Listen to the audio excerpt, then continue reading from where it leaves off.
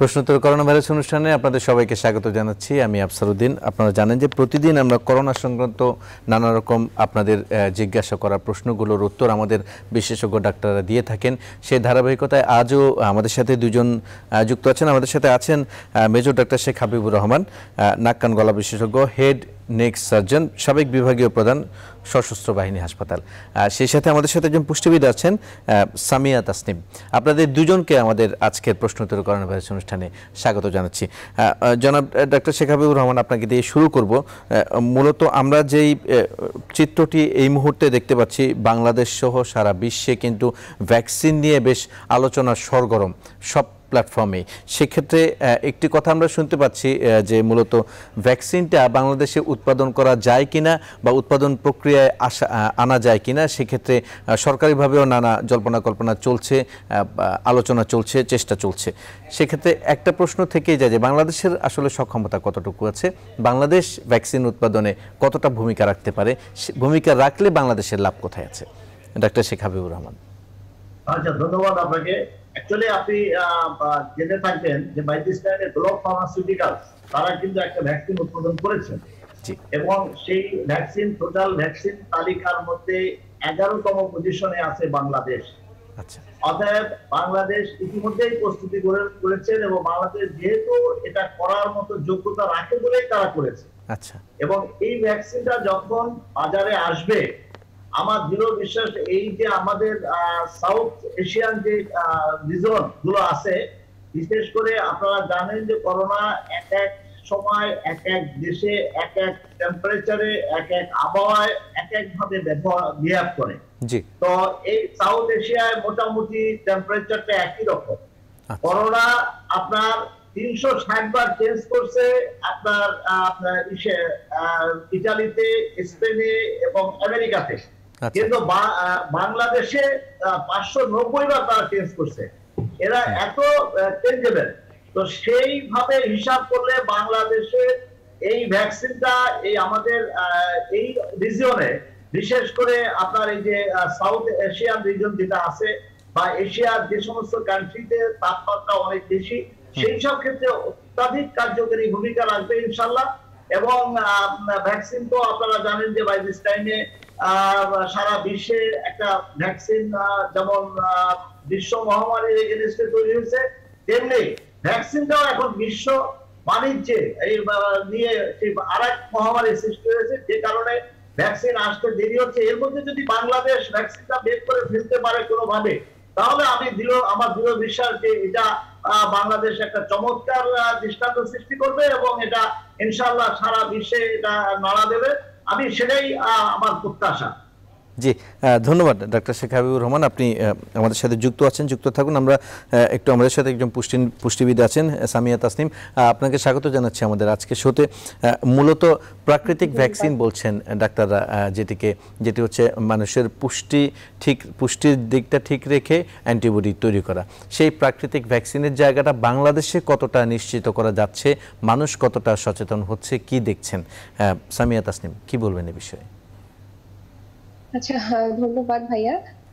যেহেতু আমাদের দেশে এখন সবাই কিন্তু আশাবাদী, পুরো বিশ্বে কিন্তু প্রস্তুতি চলছে, স্যার যেমনটি বললেন, তো আমাদের দেশেও আমরা ওরকম আশা করছি। কিন্তু যতক্ষণ না আমাদের আসলে ভ্যাকসিনটা ওভাবে করে আমরা যেটা বলে যে লিগালি যেটা আমরা হাতে পাচ্ছি বা আমরা সেটা ব্যবহার করতে পারবো, তার আগ পর্যন্ত আমাদের অবশ্যই ন্যাচারাল যেটা আমরা জানি যে খাদ্য ব্যবস্থা, আমাদের ইমিউনিটি সিস্টেমকে ডেভেলপ করা, আমাদের ফুড হ্যাবিটটাকে চেঞ্জ করা, আমাদের ডেইলি লাইফ স্টাইলকে চেঞ্জ করা, এগুলো আমাদের আসলে মাথায় রাখতে হবে। কারণ যদি আমরা এগুলো মেনটেন না করি, আমাদের ভ্যাকসিনটা যেহেতু আসতে সময় লাগছে, সো আমাদেরকে যারা বাচ্চা আছে, যারা অ্যাডাল্ট আছে বা যারা এখনো অনেক ঝুঁকিতে আছে, তাদেরকে ফুড হ্যাবিটটা এবং তার লাইফ স্টাইলটা সম্পূর্ণ চেঞ্জ করে ফেলতে হবে।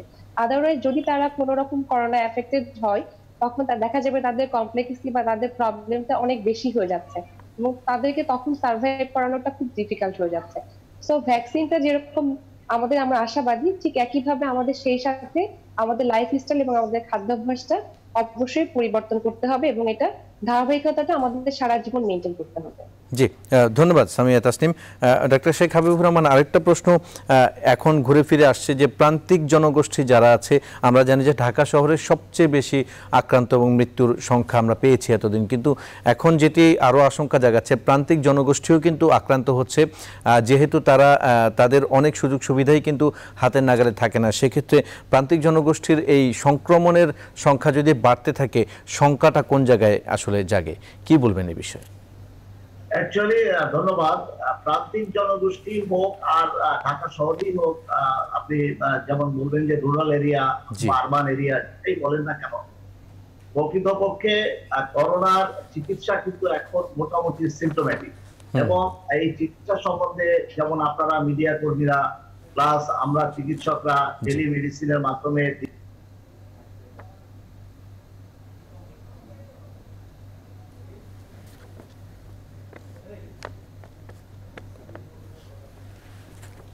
আপনি শুনতে পাচ্ছেন আমাকে, ডক্টর শেখ হাবিবুর রহমান? আচ্ছা, আমরা সংযুক্তি পেলে ওনার সাথে এই বিষয়ে আরেকটু আলোচনা করব। আমাদের সাথে সামিয়া তাসনিম যুক্ত আছে। আপনি কি আমাকে শুনছেন? হ্যাঁ, এখন শুনতে পাচ্ছি। জি জি, এখন শুনতে পাচ্ছি। জি বলুন, যে বিষয়টি বলছিলেন। হ্যাঁ, আমি যে বিষয়টি আপনাকে বলছি সেটি হচ্ছে যে আমাদের এই প্রান্তিক জনগোষ্ঠী যেই হোক, আরবান এরিয়া হোক আর রুরাল এরিয়া হোক, আচ্ছা, এখন আমাদের হাতে যে জিনিসটি আছে, দুইটা জিনিস। একটা হচ্ছে সিমটমটা হচ্ছে হাসি, কাশি, সর্দি, জ্বর, গলায় ব্যথা, অথবা লুজ মোশন হচ্ছে পাতলা পায়খানা, বমি, কারো কারো শ্বাসকষ্ট, আর এর থেকে পরবর্তী যেটা হয়, যাই হোক। তো আমরা প্রাথমিক পর্যায়ে এই যে মিডিয়া কর্মীরা, আমরা চিকিৎসকরা, একজন চিকিৎসকরা দিন রাত 24 ঘন্টা টেলিমেডিসিনের মাধ্যমে যে চিকিৎসা দিয়ে যাচ্ছি, প্রান্তিক জনগোষ্ঠী তাদের কাছে কিন্তু মোবাইল ফোন আছে, তারাও কিন্তু চিকিৎসা পাচ্ছে, কোনো জায়গায় চিকিৎসা থেকে কেউ বঞ্চিত হচ্ছে না। তো সুতরাং এটা নিয়ে ভয়ের কোনো কারণ নেই। চিকিৎসা যেটা, সেটা একদম সিমটোম্যাটিক চিকিৎসা, একেবারে সিম্পল চিকিৎসা। 3টা মেডিসিন ব্যবহার করতে হবে। একটা হচ্ছে অ্যান্টিবায়োটিক অ্যাজিথ্রোমাইসিন ট্যাবলেট, একটা হচ্ছে ফেনসোফ্লাভিন কাশির জন্য, আর একটা হচ্ছে প্যারাসিটামল নাপা ট্যাবলেট। এটা বডি টেম্পারেচার থেকে কমিয়ে রাখতে হবে। এরপরে একটু আগে যে কোশ্চেনটা করলেন যে ন্যাচারাল অ্যান্টিবডি, ন্যাচারাল অ্যান্টিবডি বলতে কিছু নাই। ন্যাচারালি আপনাকে ইমিউন সিস্টেমটাকে স্ট্রং করে রাখতে হবে, অর্থাৎ বডির ইমিউনিটিটাকে স্ট্রং করতে হবে। সেই জন্য সবচেয়ে বড় এখন চিকিৎসার মধ্যে আমি যেটা বলি সবাইকে, আপনি যেমন সিমটোমেটিক ট্রিটমেন্ট করবেন, এট দ্য সেম টাইম আপনার ওষুধের চেয়ে পত্রটা বেশি খেতে হবে। আপনি যত বেশি এবং যত ভালো খাবার খাবেন, তার ভিতরে vitamin C, vitamin D, zinc, এটা তো রুটিন, এটা যারা রোগী তারাও খাবে, এদের আপনিও খাবেন যারা রোগী না, কারণ বডির ইমিউন সিস্টেমটাকে আপনাকে স্ট্রং করতে হবে ভিটামিন সি, ভিটামিন ডি, জিঙ্কে।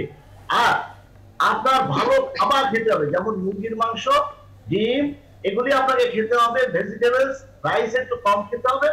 আর একটা জিনিসের সাথে অ্যাড করে দেয়, সেটা হচ্ছে যাদের কমরবিডিটি আছে তারা যেন একেবারে নিজেদেরকে একটা মেডিসিন যেন বন্ধ না করে, অন্য অন্য রোগের যতগুলো রোগ থাকুক না কেন, hypertension, diabetes mellitus, kidney disease, liver disease অথবা লাংস ডিজিজ, এর এগেইনস্টে যে মেডিসিন গুলো রুটিনলি সে পায়, সেটা যেন ঠিক মতো করে। সেটা প্রান্তিক জনগোষ্ঠী হোক আর শহরের হোক, ইনশাআল্লাহ কোনো সমস্যা হবে না। যে অবস্থায় আছে এই অবস্থায় থাকবে ইনশাআল্লাহ। জি, ধন্যবাদ ডক্টর শেখ হাবিবুর রহমান। আমরা সামিয়া তাসনিম আপনার কাছে যাব। ডক্টর শেখ হাবিবুর রহমান বলছিলেন যে আসলে খাবারের তালিকাটা ভালো খাবার দিয়ে আসলে পরিপূর্ণ করতে হবে খাবারের তালিকাটা, এবং পুষ্টিগুণ নিশ্চিত করতে হবে সবার। সেই জায়গাটা আসলে ডক্টর শেখ হাবিবুর রহমান বলছিলেন যে vitamin C, vitamin D, zinc সমৃদ্ধ খাবারের কথা উল্লেখ করছিলেন। আমার প্রশ্ন হচ্ছে সামিয়া তাসনিম, প্রান্তিক জনগোষ্ঠী বা যাদের ক্রয় ক্ষমতাও ঠিক অতটা নাই, ইচ্ছা করলে যে কোনো জিনিস কিনে খেতে পারে, তারা যদি ভিটামিন সি, ডি, জিঙ্ক সহ পুষ্টি নিশ্চিত করতে চায়, সেক্ষেত্রে খাবার তালিকাটা কিভাবে সাজাবে, কি কি যোগ করতে পারে? আচ্ছা, ধন্যবাদ। আমাদের যে পুষ্টিকর খাবারের কথা আমরা বলছি, এটা খুবই সাধারণ এবং আমাদের সবসময় কিন্তু আমাদের ঘরেই থাকে। এটা ভালো খাবারগুলোই কিন্তু আমাদের পুষ্টিকর খাবার, এবং এটা কিন্তু খুবই রিজনেবল। আমরা যে বাসায় ভাত খাচ্ছি, ভাত অথবা রুটি, এটা কিন্তু কার্বোহাইড্রেট পাচ্ছি আমরা এখান থেকে। এবং আমরা বলছি যে জিঙ্ক জাতীয় খাবার খেতে, জিঙ্ক খেতে, ভিটামিন ডি, ক্যালসিয়াম। আমার মূলত যে প্রোটিন সোর্সটা নিয়ে থাকি, মুরগির মাংস বা ডাল, বাসায় যে ডাল খাচ্ছি বা অন্যান্য যে ভেজিটেবল খাচ্ছি সেখান থেকেও কিন্তু আমরা প্রচুর জিঙ্ক পাচ্ছি।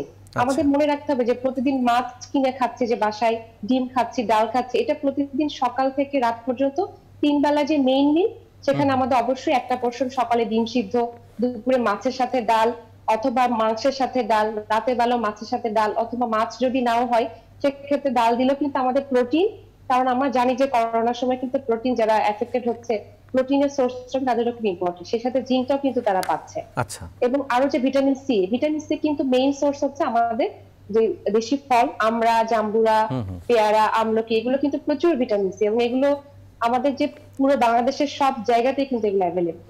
এছাড়াও সবচেয়ে আরো সহজ হলো কাঁচা মরিচ এবং লেবু। আমরা যখন শাক খাচ্ছি বা ভেজিটেবল খাচ্ছি, আমরা জানি যে আমাদের কিছু আয়রন আছে যেগুলো নরহীন, সেগুলো কিন্তু আমাদের ভিটামিন সি প্রয়োজন হয় আমাদের বডিতে অ্যাবজর্ব করার জন্য। তো তখন যদি আমরা শাক বা সবজির সাথে বা ডালের সাথে যদি লেবু খাই, তখন কিন্তু আমরা পর্যাপ্ত আয়রন এবং আমাদের যে ভিটামিন সি সবকিছু কিন্তু আমরা একসাথে পাচ্ছি। আর ভিটামিন ডি এর যে ব্যাপারটা আমরা কিন্তু অনেকদিন ধরেই বলে আসছি, ভিটামিন ডি পাওয়ার জন্য কিন্তু আমাকে অবশ্যই সানলাইটে যেতে হবে। আদারওয়াইজ আমরা যেটা খাচ্ছি অয়েলি মাছ বা ডিম থেকে, সেখানে কিন্তু ভিটামিন ডি2 থাকে, সেই ডি2টা আমাদের অবশ্যই বডিতে অ্যাক্টিভ না। জি, আমরা আপনার এই যে সানলাইটে যাওয়ার কথা বলছেন, এই বিষয়ে আমি পরবর্তীতে আপনার কাছে আরেকটি প্রশ্ন রাখবো। এই মুহূর্তে আমাদের সাথে একজন দর্শক আছেন, আমরা প্রশ্নটি নিয়ে নেব। দর্শক, আপনার পরিচয় দিয়ে প্রশ্ন করবেন। আসসালামু আলাইকুম, আমার নাম হলো জুয়েল, আমি তেজগাঁও থেকে বলছিলাম। আমার গত 4-5 দিন ধরে জ্বর আর হালকা কাশি আছে, কিন্তু ওরকম কাশি না, কিন্তু আর হলো শরীর ব্যথা, হাত পা ব্যথা ছিল, ব্যথা কারণ শরীরটা অনেক দুর্বল। তো আমি এই জ্বর ছাইরা মানে নাপা খাইলে 100 পর্যন্ত জ্বর আসে, 100 বেশি হয় না। আর এরকম ভাবে মানে শরীর মধ্যে একটু ব্যথা করে, কিন্তু এখন ডাক্তারের কাছে মানে যাবো যে তার আমি প্যারাসিটামল খাবো না অন্য কোনো ওষুধ খাবো, এই জন্য ফোন দিয়েছিলাম। আচ্ছা, জ্বর এবং শরীর ব্যথা এবং দুর্বলতা কাজ করছে, এর পাশাপাশি আর কোনো শারীরিক সমস্যা আছে কিনা? না, আর এমনি কোনো শ্বাসকষ্ট, অন্য কোনো শারীরিক সমস্যা। আপনার বয়সটা বলবেন? বয়স হলো 32। অসংখ্য ধন্যবাদ, শুনতে থাকুন। ডাক্তার শেখ হাবিবুর রহমান, আপনি নিশ্চয়ই প্রশ্নটি শুনেছেন। 4-5 দিন ধরে জ্বরে ভুগছেন তিনি, শরীর ব্যথা আছে এবং খুব দুর্বল লাগে শরীরটা, 32 বছর বয়স, তিনি কি করবেন? জি ধন্যবাদ। আপনার দুর্বলতা সাজেস্ট করে যে আপনার একটা ভাইরাল ফিভার হয়েছে। আচ্ছা, এখন ভাইরাল ফিভারের সিম্পটমই হচ্ছে জ্বর, সর্দি, কাশি। আপনার জ্বর এবং সর্দি আছে, আর গায়ে ব্যথা আছে এবং দুর্বল লাগে, এর তিনটাই কিন্তু ইন ফেভার অফ ভাইরাস। আপনার করোনা ভাইরাস না হতে পারে, অন্য যে কোনো ভাইরাস, রাইনো ভাইরাস হতে পারে, বা অন্য যে কোনো ভাইরাস এই কমন কোল্ডের জন্য হতে পারে। এখন চিকিৎসা সবার জন্য একই রকম, সুতরাং আপনি যে কাজটা করছেন, মাঝে মাঝে একটা প্যারাসিটামল খাচ্ছেন, আবার যখন প্যারাসিটামলটা ব্লাড থেকে সরে যাচ্ছে তখনই আপনার টেম্পারেচারটা উঠে যাচ্ছে। তো সেই ক্ষেত্রে আপনার যেহেতু 100 পর্যন্ত টেম্পারেচার, আপনি দর্শক একটা কাজ করবেন, আপনার ওষুধ খুব ভেরি সিম্পল, কম পয়সার মধ্যে আমি বলে দিচ্ছি। আপনার একটা করে প্যারাসিটামল 3 থেকে 4 ঘন্টা পর পর সারা দিন আপনি খাবেন, পরপর 3 দিন খাবেন কন্টিনিউয়াস, এবং এতে হবে কি আপনি আর টেম্পারেচারের মুখটা দেখবেন না। নাম্বার 2, একটা করে অ্যাজিথ্রোমাইসিন ট্যাবলেট খাবেন 500 মিলিগ্রাম 5 দিন, এটারও দাম বেশি না।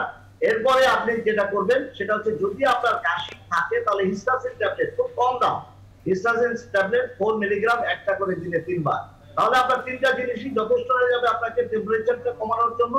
এবং করোনা হলেও আপনি এই চিকিৎসাই যথেষ্ট, 3 দিনের মধ্যে ইনশাআল্লাহ আপনি ভালো হবেন। এরপরে যে কাজটা করবেন, ভিটামিন সি, এটাও খুব কম দাম, 250 মিলিগ্রাম একটা করে দিনে 4 বার খাবেন। Vitamin D 2000 IU international unit, এটা প্রতিদিন একটা করে খাবেন। আর জিঙ্ক ট্যাবলেট 20 মিলিগ্রাম, এটাও দাম খুবই কম, একটা করে প্রতিদিন খাবেন। অর্থাৎ করোনার চিকিৎসার যে মেডিসিন গুলা, সবগুলো মেডিসিনের দাম যথেষ্ট কম। আপনি এই 2টা জিনিস খেলেই কিন্তু আপনি সুস্থ হবেন না, এর সাথে আপনার খাবারটা, একটা জিনিস মনে রাখবেন, মানুষ যখন অসুস্থ হয় তখন কিন্তু ওষুধ তাকে তার সিম্পটম রিডিউস করে, ওষুধ কিন্তু মানুষকে সুস্থ করে না। অসুস্থ শব্দটাকে সুস্থ করতে গেলে আপনাকে প্রচুর খাবার খেতে হবে। এই ক্ষেত্রে আপনি সকালে একটা ডিম, রাত্রে একটা ডিম খাবেন, মাঝে মাঝে একটু মুরগির মাংস খাবেন। আমি দামি মুরগির মাংস বলবো না, আপনি এই ব্রয়লার যে মাংসগুলো আছে এগুলো খুবই ভালো, এই মাংসগুলো খাবেন। এর সাথে কম দামের মাছ খান, কোনো সমস্যা নেই। পাঙাশ মাছ 120 টাকা কেজি, এর পেটের চর্বিটা প্রচুর পরিমাণে ভিটামিন ডি আছে, এই মাছটা আপনি খাবেন। এর সাথে ভেজিটেবলস আছে, যেগুলি কমন ভেজিটেবলস, একদম কম দাম, লেবু, আমরা একেবারে কম দাম, এগুলি আপনি খাবেন। আপনাকে আমি বললাম 3 দিন পরে আপনি আমাদের চ্যানেল তৈরি করে এসে বলবেন যে আমি সুস্থ হয়ে গেছি ইনশাআল্লাহ। আর একটু গরম পানি মানে এই না যে চা চাইতে গরম, তার থেকে কম গরম। অনেকেই গরম পানি খেতে যে জিহ্বা কিন্তু পোড়ায় ফেলে, জিহ্বা পোড়ায় ফেলার পরেই দেখা যায় যে সে আর খাবার খেতে পারছে না। তখন সে আস্তে আস্তে এক তো করোনার কারণে দুর্বল হয়, 2 হচ্ছে মানসিক কারণে দুর্বল হয়, আর 3 হচ্ছে যে সে খেতে না পেরে দুর্বল হয়। তখন তার মাসেল গুলো দুর্বল হয়ে যায়। আপনারা জানেন আমরা যে শ্বাস নেই এবং শ্বাস ছাড়ি, শ্বাস নেওয়ার জন্য একটা অ্যাক্টিভ কন্ডিশনে মাসেল কন্ট্রাক্ট করতে হয়। এখন মাসেল যখন দুর্বল হয়ে যায়, আপনি বলেছেন যে আপনার শরীরে ব্যথা, অর্থাৎ মাসেলও আপনার দুর্বল হচ্ছে। এই মাসেলকে যদি আপনি দুর্বলতা না কাটিয়ে উঠতে পারেন, তাহলে আস্তে আস্তে দেখবেন আপনার শ্বাস। জি, ধন্যবাদ ডাক্তার শেখ হাবিবুর রহমান। একদম পরিপূর্ণভাবে আপনি একটি চিকিৎসা ব্যবস্থা দিয়ে দিয়েছেন। যাদের এরকম সিমটোমেটিক চিকিৎসা দরকার তারা এগুলো অ্যাপ্লাই করতে পারবেন। শুধু একটা পয়েন্ট হচ্ছে ভিটামিন ডি কতদিন খাবে এবং জিঙ্ক কতদিন খাবে সেটা ছোট্ট করে বলে দেন, আমরা ছোট্ট বিরতিতে যাব। ওকে, থ্যাংক ইউ। ভিটামিন ডি এটা লাইফ লং খেতে হবে। তবে একটা কথা আছে, ভিটামিন ডি রিকোয়ারমেন্টটা জানেন আপনি 400 থেকে 800 ইন্টারন্যাশনাল ইউনিট বাজারে পাওয়া যায়। জিঙ্কটাও কি লাইফ লং খেতে হবে? জিঙ্কটাও লাইফ লং খেতে হবে। জি, ধন্যবাদ। আমরা ছোট্ট একটি বিরতিতে যাব, বিরতি থেকে ফিরে এসে আরো কিছু প্রসঙ্গ আছে আমরা আলোচনা করব। দর্শক, নিচ্ছি ছোট্ট একটি বিরতি, সাথেই থাকুন।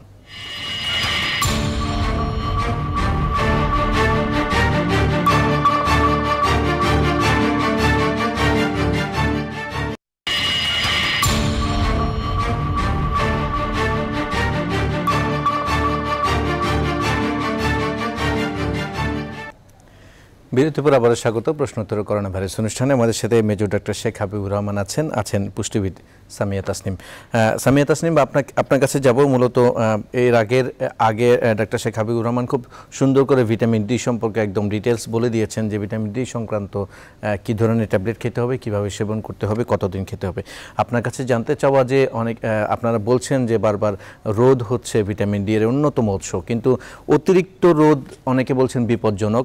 রোদটা আসলে কখন পোহাতে হবে, কিভাবে পোহাতে হবে, অতিরিক্ত রোদ আসলেই বিপজ্জনক কিনা, আর কি করণীয় আছে ভিটামিন ডি শরীরে নেওয়ার জন্য? আচ্ছা, ধন্যবাদ। ভিটামিন ডি এর জন্য আমরা বারবার বলছি, এই কারণে আমি প্রথমে একটু ছোট করে বলে দিই যে ভিটামিন ডি আমাদের শরীরে যেটা থাকছে ভিটামিন ডি2, এবং আমাদের স্কিনের নিচে যে অ্যাডিপোজ টিস্যু আছে সেখানে সানলাইটের যে রশ্মিটা এসে ওখানে সিনথেসাইজ হচ্ছে হয়ে ভিটামিন ডি3 যেটা আমাদের লিভার কিডনি ফাংশনকে আমাদের বডিতে অ্যাক্টিভ ফর্মে যাচ্ছে। হ্যাঁ, কিন্তু যখন আমাদের ভিটামিন ডি আমরা সানলাইট দিচ্ছি না, তখন এটা কাজটা ব্যাহত হচ্ছে এবং যার কারণে ক্যালসিয়াম ফসফরাস আমাদের বডিতে কোনো কাজ করছে না। আর এখানে ভিটামিন ডি এর যে ব্যাপারটা যে আমরা কতটুকু সময় রোদে যাব, আমরা আগে যেটা করতাম যে সকাল সকাল উঠে রোদে যেতাম, সেরকম না, সকাল 10টা থেকে দুপুর 3টা সময় বলা হচ্ছে। এবং এখানে যদি ভালো হয় সকাল 10টা থেকে 11টার মধ্যে 10 থেকে 15 মিনিট, এই সময়টা কিন্তু রেগুলার একনাফ। যদি 10 মিনিট করে কেউ বসতে পারে, 60% যদি সে বডি কভার করতে পারে, সেখানে কিন্তু খুব ভালো। আবার যারা ইনফ্যান্ট আছে, যারা একদম নবজাতক, তাদের জন্য সপ্তাহে কিন্তু দেখা যায় যে পুরো 7 দিনের মধ্যে সে 30 মিনিট যদি বসে, সেটাও তার জন্য এনাফ ভিটামিন ডিটা। আর যেটা যে মানে আরেকটা কোশ্চেন কি ছিল? জি, মানে অন্য কোন প্রক্রিয়ায় ভিটামিন ডিটাকে অ্যাবজর্ব করা যায় কিনা, এর সাথে খাবার যোগ করা যায় কিনা? আচ্ছা, খাবার তো অবশ্যই খেতে হবে, যেমন অয়েলি ফিশ খেতে হবে, তারপর হচ্ছে আমাদের ডিমের কুসুম থেকে আমরা পাচ্ছি, সামুদ্রিক মাছ থেকে আমরা পাবো। এই খাবারগুলো আমাদের সপ্তাহে কিংবা প্রতিদিন তো ডিম খাচ্ছি, সামুদ্রিক মাছ দেখা যায় যে সবাই অ্যাভেলেবেল পায় না, ওটা আমাদের চেষ্টা করতে হবে সপ্তাহে 1-2 দিন রাখার জন্য। আর অন্য কোনো মানে স্যার যেটা বললো যে ক্যাপসুল, যেটা ফার্মাসি ফর্মে, সেটাও তো আমাদের দেখা যাচ্ছে যে ডেইলি রিকোয়ারমেন্ট। অনেকের দেখা যায় ভিটামিন ডি লেভেল একেবারেই 0 থাকে বা একেবারেই কম থাকে, ডেফিসিয়েন্সি।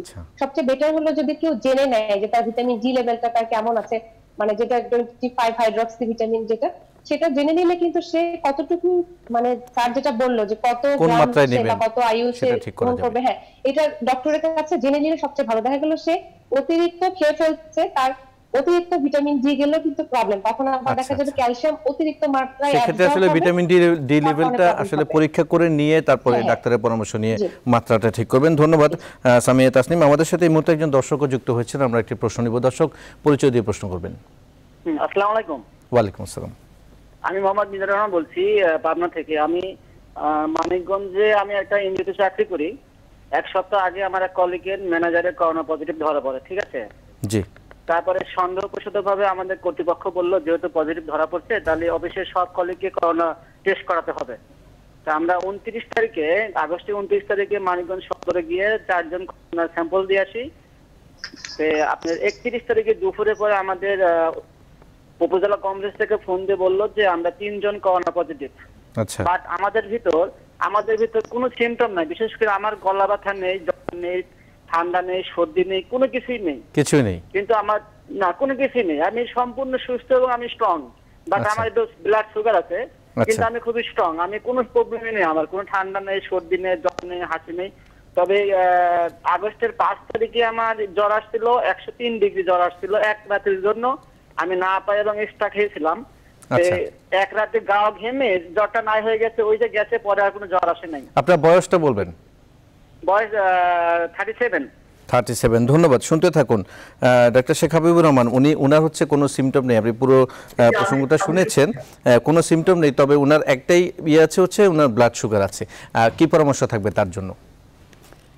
আচ্ছা, ধন্যবাদ। উনি ব্লাড সুগার যদি ওনার থেকে থাকে, ব্লাড সুগারের জন্য উনি ডায়াবেটিসের জন্য যে ওষুধটা খাচ্ছেন নিয়মিত, সেটাই উনি খাবেন।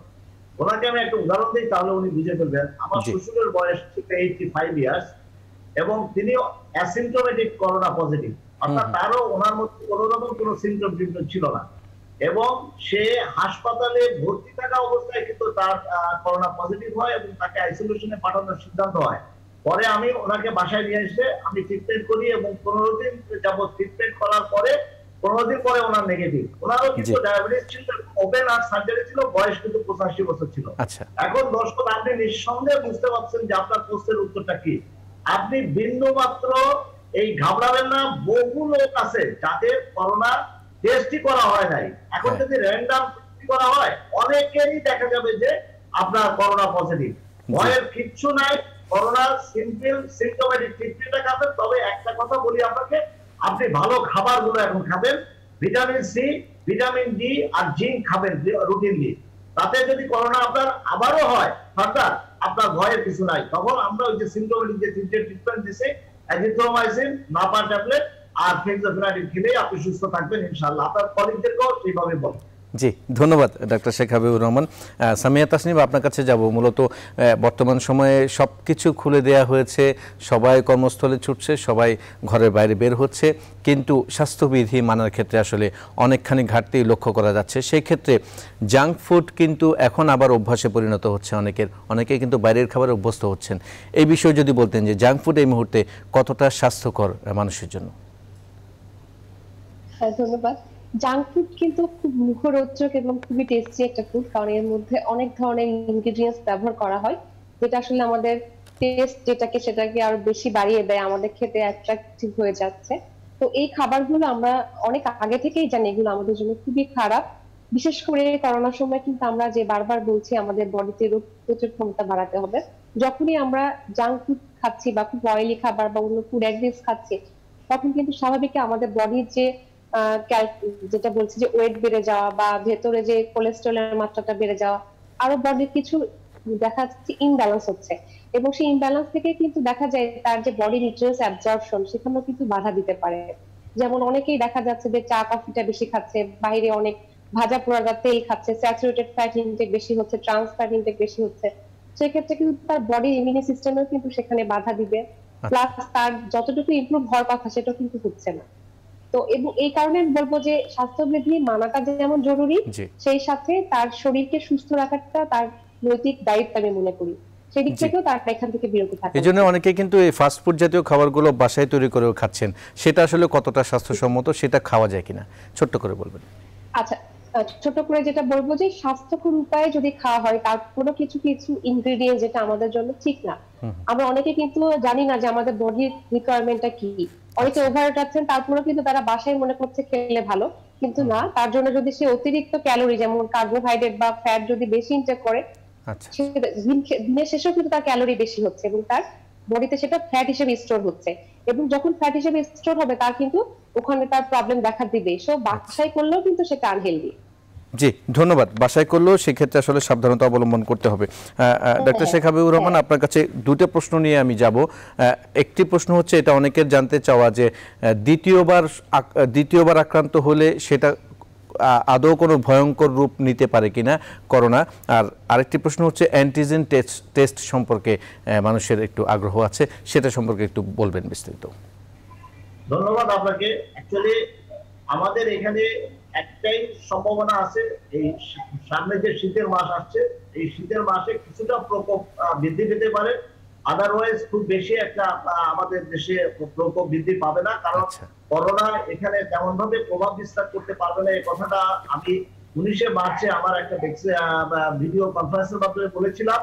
এখনো আমি আমার সেই পয়েন্টে দাঁড়িয়ে আছি। ইনশাল্লাহ আমাদের যে এনভায়রনমেন্ট, এই এনভায়রনমেন্টে করোনা তেমন প্রভাব বিস্তার করতে পারবে না। আর দ্বিতীয় যেটা অ্যান্টিজেন টেস্টের ব্যাপারে যেটা বললেন, সেটা হচ্ছে এটা কুইক টেস্ট। অ্যান্টিজেনটা কি? অ্যান্টিজেন হচ্ছে করোনার শরীরে দুইটা প্রোটিন আছে, একটা হচ্ছে স্পাইক প্রোটিন আর একটা হচ্ছে ক্যাপসিড প্রোটিন। এই করোনা যখন মানুষের শরীরে সংক্রমিত হয়, অর্থাৎ করোনার মানুষের শরীরে প্রেজেন্স আছে কিনা, নাকের সোয়াব এবং গলার সোয়াবটা নিয়ে যদি আমরা সোয়াব টেস্ট, একটা স্টিক আছে, এই নরমাল স্টিকে যেরকম আমরা টেস্ট করি ঠিক সেরকম এটা খুবই ভালো একটা জিনিস, র‍্যাপিড টেস্ট এবং র‍্যাপিড রেজাল্ট। আমরা বর্তমানে অ্যান্টিবডি টেস্টের কথা বলি, অ্যান্টিবডি তো অনেক সময় লাগে করোনা এফেক্টেড হওয়ার পরে। হাসি, কাশি, সর্দি, জ্বর হলো, আপনি কুইক টেস্ট দিয়ে সোয়াব দিয়ে টেস্ট করে বললেন যে না আপনার করোনা হয়নি অথবা করোনা হয়েছে, তো এটা কিন্তু জাস্টিফায়েবল এবং এটা খুব চমৎকার টেস্ট। জি ধন্যবাদ ডক্টর শেখ হাবিবুর রহমান। আমাদের সাথে এই মুহূর্তে একজন দর্শক আছেন, আমরা প্রশ্ন নিব। দর্শক পরিচয় দিয়ে প্রশ্ন করবেন। আসসালামু আলাইকুম। আসসালামু আলাইকুম। ওয়ালাইকুম আসসালাম। দর্শক একটু জোরে বলবেন, আমরা শুনতে পাচ্ছি না আপনাকে। আমার আম্মুর গ্যাস্ট্রিক আর ডায়রিয়া হচ্ছে, আমরা কিভাবে এই রোগ প্রতিরোধ করতে পারি? আচ্ছা, ওনার কথাগুলো শুনতে পাচ্ছি না, একটু ভিতরের সাউন্ডটা যদি বাড়ানো যায়। জ্বর এবং ডায়রিয়া ওনার মায়ের। আচ্ছা, আর কোনো সমস্যা আছে? আর গ্যাস্ট্রিক হয়ে গেছে, গ্যাস্ট্রিকের সমস্যা আছে। আপনার মায়ের বয়সটা আন্দাজ করে বলতে পারবেন? 47। জি 47। ধন্যবাদ, আপনি শুনতে থাকুন, আমরা আশা করছি এটা সমাধান দিতে পারবেন। ডক্টর শেখ হাবিবুর রহমান, প্রশ্নটি আপনি শুনেছেন কিনা? ওনার মায়ের জ্বর, ডায়রিয়া এবং গ্যাস্ট্রিকের সমস্যা আছে, 47 বছর বয়স। ছোট্ট করে বলবেন সমাধান। ওনাকে না, আমি পুরো গোটা দেশবাসীকে বলবো, ডায়রিয়া মানেই হচ্ছে যে আপনার শরীর থেকে পানি চলে যাচ্ছে। আপনি পানি চলে গেলে আপনি এটাকে রিপ্লেস করার জন্য ওর স্যালাইন খাবেন, ওআরএস। আচ্ছা, 2 রকম ওর স্যালাইন পাওয়া যায়, একটা রাইস পাওয়া যায়, একটা নরমাল ওর স্যালাইন। যতবার উনি পায়খানা করবে ততবার উনি এই ওর স্যালাইনটা খাবে। এটা গেল পানি ব্যালেন্সটা কমে গেল, ব্যালেন্সটা ঠিক হয়ে গেল। আর জ্বরের জন্য একটা অর্গানিজম ওনার আছে, সেই ক্ষেত্রে উনি সিপ্রোসিন ট্যাবলেট 500 মিলিগ্রাম একটা করে দিনে 2 বার যদি খায় এবং টেম্পারেচারটা কমানোর জন্য একটু নাপা ট্যাবলেট খাবে, তাহলে 3 ঘন্টা নাপা ট্যাবলেটটা আপনার 3 বার দিনে খাবে 500 মিলিগ্রাম, তাহলে কিন্তু ওনার এই সিপ্রোসিন এবং নাপার জন্য এই জ্বরটাও কমে যাবে আর ডায়রিয়ার প্রকোপটাও কমে যাবে। তারপরেও যদি ডায়রিয়া না কমে, তাহলে 2টা সেকটিভ ট্যাবলেট একসাথে খেতে হবে এবং 2টা সেকটিভ ট্যাবলেট একসাথে খাওয়ার সাথে সাথে কিন্তু ডায়রিয়াটা কমে যাবে। আর একটা প্রশ্ন হচ্ছে যে ওনার আরেকটা গ্যাস্ট্রিকের সমস্যা আছে। গ্যাস্ট্রিকের জন্য গ্যাস্ট্রিকের ওষুধ আপনি সেকলো 20 মিলিগ্রাম একটা করে দিনে 2 বার আপনার আম্মাকে দেন, তাহলেই তার গ্যাস্ট্রিক দমন থাকবে, সকালে এবং রাতে। জি ধন্যবাদ। আমাদের সাথে মেজর ডক্টর শেখ হাবিবুর রহমান আপনি যুক্ত আছেন সামিয়া তাসনিম, আপনারা যুক্ত থাকুন। আমরা আরেকটি ছোট্ট বিরতি নেব। দর্শক, প্রশ্নোত্তর করোনা ভাইরাস অনুষ্ঠানে নিচ্ছি আরও একটি ছোট্ট বিরতি, সাথে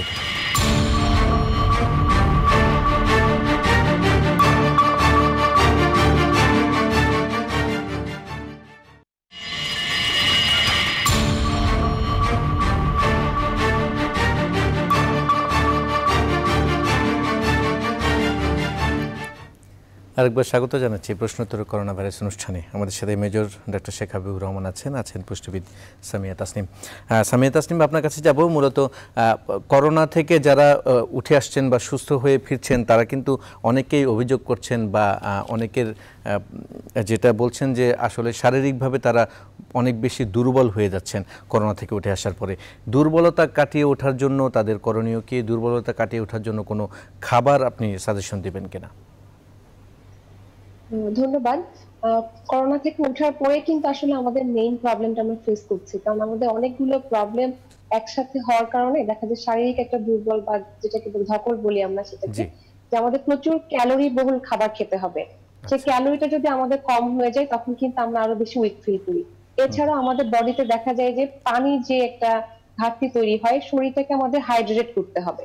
সেক্ষেত্রে কিন্তু ডাবের পানি বা স্যালাইন এগুলো আমরা খেতে পারি। এবং প্রোটিনের একটা ভালো, যে আমরা জানি যে মাসেল বা আমাদের ক্ষয় রোধ করার জন্য আমরা কিন্তু প্রোটিনটাকে বেশি খেতে বলি, যে ডিমটাকে দিয়ে কিছু খাবারের নাম যদি বলে দিতেন দর্শকদের জন্য, যে খাবারগুলো আসলে মেনটেন করলে ভালো হবে। ডিম সিদ্ধ করে, আমি বলবো যে সিদ্ধ করে, এই জন্য বলবো যে আমরা যে অনেকেই কিন্তু ওভারওয়েট আছে, অনেকের কোলেস্টেরলের প্রবলেম আছে, সেক্ষেত্রে ডিমটা সিদ্ধ করে খাবেন।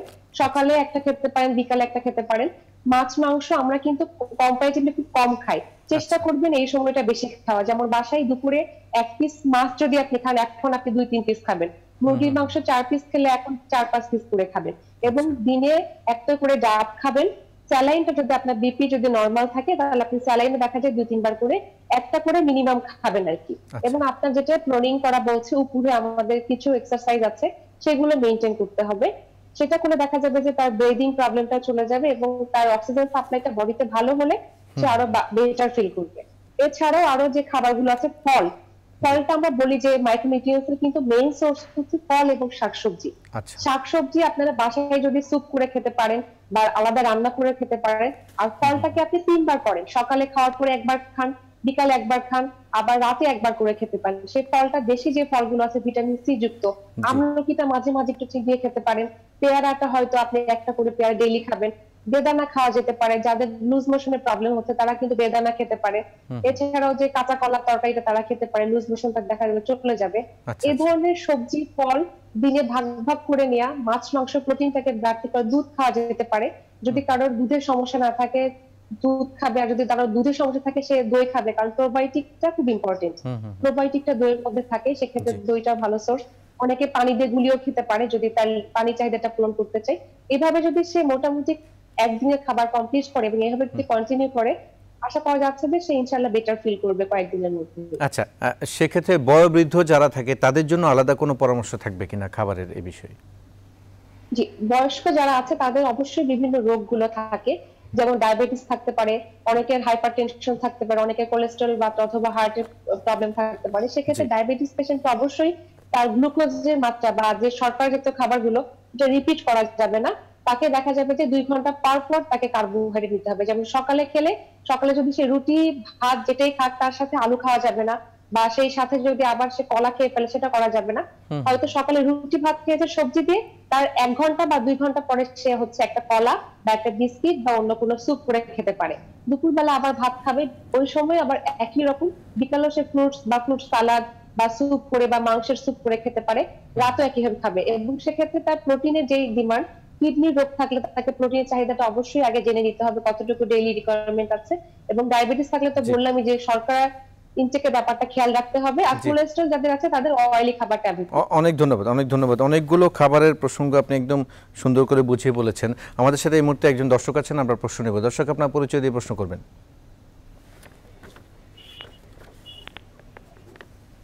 দর্শক শুনতে পাচ্ছেন আমাকে?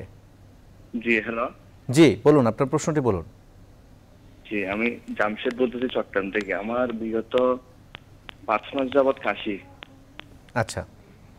কারণ আমি ডাক্তার কাছে গেছিলাম, ডাক্তার আমাকে সিআরপি টেস্ট, সিবিসি টেস্ট, এক্সরা, তার ইসিজি এগুলো করে, সবগুলো নরমাল।